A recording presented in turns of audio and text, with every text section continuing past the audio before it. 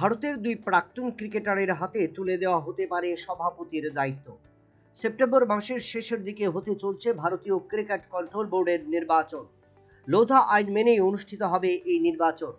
বর্তমান সভাপতি রজার বিন্নির 70 বছর পেরিয়ে যাবার কারণে এই পদটি শূন্য হয়েছে, যার কারণে এবার সভাপতির নির্বাচনের নতুন নাম উঠে এসছে সচিন তেন্ডুলকরের।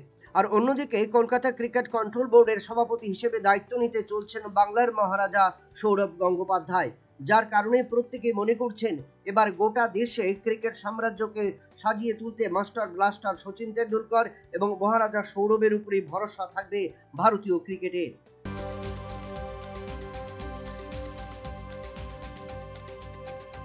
আগামী 30 সেপ্টেম্বর থেকে শুরু হচ্ছে মহিলাদের একদিবসীয় বিশ্বকাপ ক্রিকেট প্রতিযোগিতা। এই বছর ভারত এবং শ্রীলঙ্কার যৌথ উদ্যোগে অনুষ্ঠিত হবে আসরের ম্যাচগুলো। ম্যাচ শুরুর আগেই নতুন ঐতিহাসিক সিদ্ধান্ত ঘোষণা করল বিশ্ব ক্রিকেট সংস্থা আইসিসি। মহিলা বিশ্বকাপের জন্য ঘোষণা করা হলো 14 জন আম্পায়ার এবং 4 জন ম্যাচ রেফারি। তবে প্রত্যেকেই এবার যারা ম্যাচ চালাবেন তারা প্রত্যেকেই মহিলা।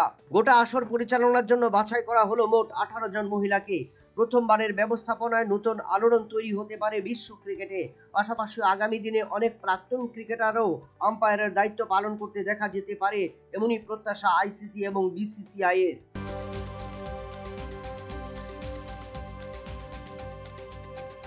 আগামী 6 নভেম্বর থেকে উত্তরপ্রদেশের প্রয়াগরাজে অনুষ্ঠিত হবে জাতীয় সাব জুনিয়র জিমন্যাস্টিক্স প্রতিযোগিতার লক্ষ্যে 15 সদস্যের রাজ্য দল পাঠানোর সিদ্ধান্ত নিয়েছে রাজ্য জিমন্যাস্টিক্স অ্যাসোসিয়েশন।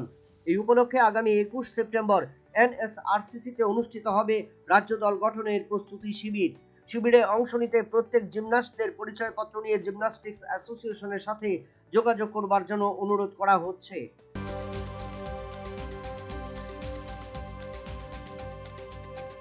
পেহেলগাঁও হত্যাকাণ্ড এবং অপারেশন সিঁদুরের পর ভারত এবং পাকিস্তানের সম্পর্কে ধরেছে চিড়, যার কারণে লিজেন্ডারি ক্রিকেটেও অংশ নেয়নি ভারতীয় দল। এরই মধ্যে রবিবার এশিয়া কাপ ক্রিকেট প্রতিযোগিতার মুখোমুখি হচ্ছে ভারত এবং পাকিস্তান। দীর্ঘদিন পর উপমহাদেশের দুটো দল একে অপরের মুখোমুখি হবে। আসলে নিজেদের প্রথম ম্যাচে ভারত ও পাকিস্তান সহজেই জয়লাভ করে নিয়েছে, তাই এবার ঐতিহাসিক এই ম্যাচ থেকে জয় তুলে নিতে মরিয়া উভয় শিবির, যার কারণে অংশগ্রহণকারী 8 দল সহ অন্যান্য দলরাও তাকিয়ে রয়েছে ভারত এবং পাকিস্তান ম্যাচের দিকেই। শনিবার সকালে উভয় দলই নিজেদের হালকা অনুশীলনে শেষবারের মতো 22 গজ তৈরি করে নিল।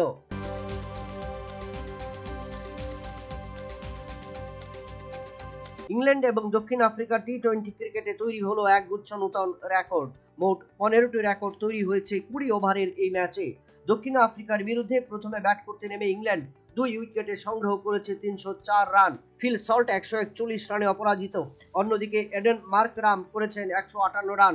তৈরি হয়েছে নতুন 15টি রেকর্ড। তবে এর আগে জিম্বাবুয়ে 4 উইকেটে করেছিল 344 রান এবং নেপাল করেছিল 3 উইকেটে 314 run.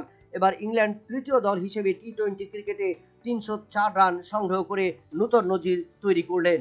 Bureau report, news vanguard.